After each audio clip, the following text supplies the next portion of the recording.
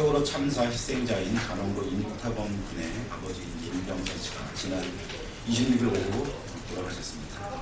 본인께서는 아무런 조짐을 느끼지 못하다 참사 이후 갑작스레 말기암 판정을 받고 투병 생활을 지속했다고 합니다. 먼저 고인의 명복을 빕니다. 특히 유가족에게 마음속 깊은 위로의 말을 전합니다. 무척이 나를 통합니다.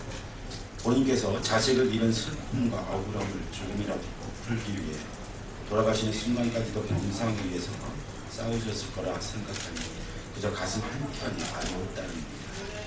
국민의 아픔을 받아들여야 할 공당으로서 그 한을 조금이라도 풀어주지 못하는 것이 무척이나 죄송스럽습니다.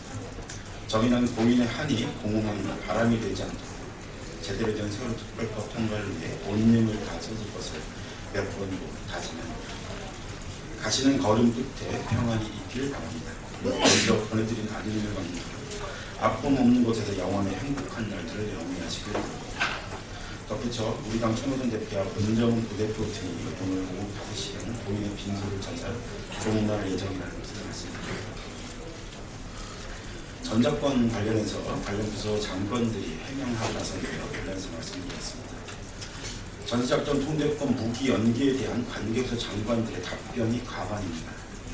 한민국 국방부 장관은 오늘 국회 국정감사에서 전시작전 통제권 전환의 문제는 군사주권의 문제가 아니다 라고 밝혔습니다.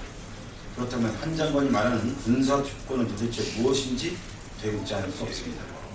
전작권 전환 문제조차 국회 동의 없이 마음대로 결정할 정도로 군 통수권자로서의 대통령의 권한은 막강한데 전시작전권도 못 갖는 대통령이 진정 주권국가의 대통령이라고 보는 것입니다.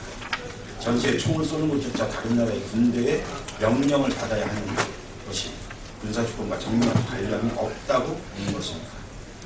한 장관의 말대로 한반도의 여러 가지 여건 하에 국방을 하면서 최대한 효율적인 연합방위 체제로 전쟁을 대비하는 것이 전작권의 무기 연기 이유라면 전작권을 되찾아올 이유가 도대체 무엇입니까?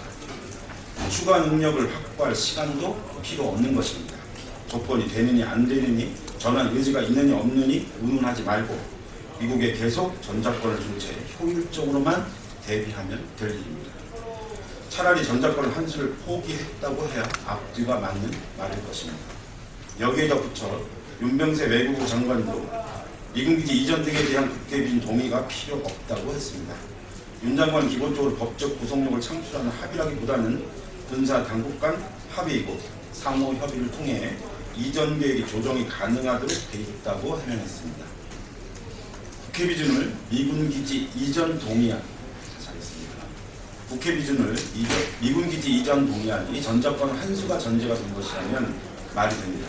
그러나 용산 동두천 등 미군기지 이전은 미군의 동북아 전략의 변화로 인해 평택 미군기지로 이전할 필요로 인해 추진된 것임을 기억하지 못하는 것입니까?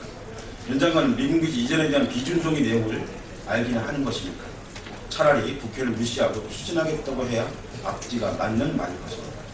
한 장관과 윤 장관은 모순된 해명을 즉각 중단하고 전작권 무기한 연기와 미군기지 이전 처리 합의를 즉각 처리하길 바랍니다.